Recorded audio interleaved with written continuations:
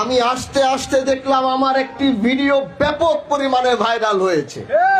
বাংলাদেশের সব সাংবাদিকরা আমাকে ফোন দিচ্ছে, যে এখনো সাংবাদিকরা আমাকে ফোন দিয়ে যাচ্ছে, শুধু ব্যাখ্যা চাচ্ছে। কোথায় আজ থেকে 1-1.5 মাস আগে একটি বিচার করেছিলাম, সেই বিচারে সর্বোচ্চ সুষ্ঠু সমাধান করেছি। কারণ তারা আমাকে ছাড়া বলছে যে আপনি না থাকলে এই বিচার আমরা বসবো না, মানবো না। ঘুরতে ঘুরতে তারপরে বসেছি।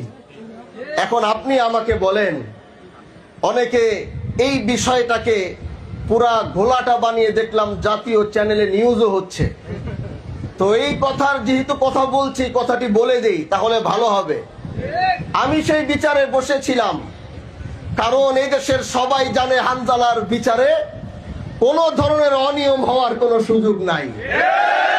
তো আমি যেই বিচারে বসবো, সেই বিচারে যত বড় ব্যক্তিত্ব হোক, যত বড় লোক হোক, হানজালা যেই বিচারে বসে বিচার করে, সেই বিচারে বসে দুর্নীতি করার সাহস এই শিবচরের মাটিতে কারো নাই।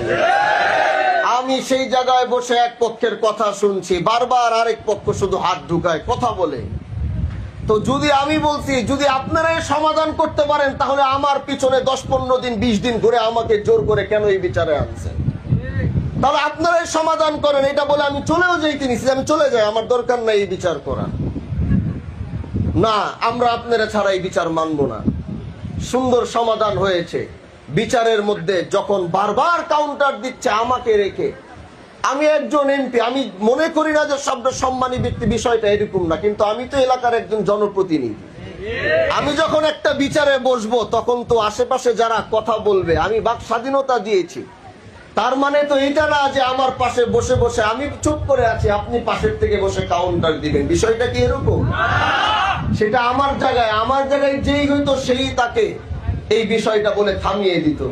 তো ওখানে 30-40 সেকেন্ড হয়তো আমি একটু রাগ করেছিলাম যে আমাকে এনে এখানে বসিয়ে আপনারাই যদি কথা বলে সব করেন, তাহলে আমাকে আনলেন কেন? ওই রাগারাগি করতে গিয়ে দেখলাম ওই কে যেন ওখান থেকে 30-40 সেকেন্ডের একটা ভিডিও নিয়ে সেটাকে ছাড়ছে। এটা এখন পুরা বাংলাদেশের এখন জাতীয় নিউজ হয়ে গেছে।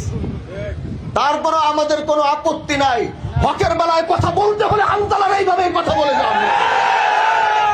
এটা কোনো এরকম বিষয় না যে ক্ষমা চেতে হবে, মাপ চেয়ে। এটাকে এখন নিয়ে দলীয় বিচারে বসলে আমার বিচারে কোনো দলীয় বিষয় থাকে না।